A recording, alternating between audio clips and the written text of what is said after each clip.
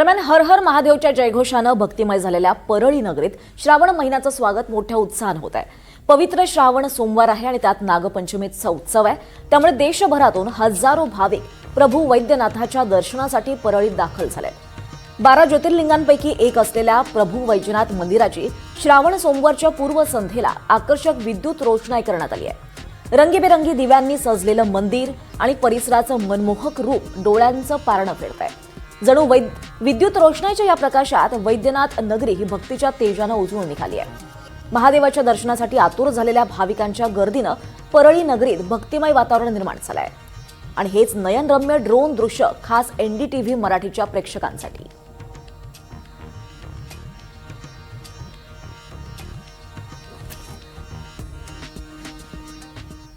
दरम्यान तिकडे उज्जैनच्या महाकाल मंदिरात सुद्धा भक्तिभावे देवाची पूजा करण्यात आली आहे। मध्यरात्री झालेल्या भस्मारतीला अनेक भाविक दाखल झाले होते।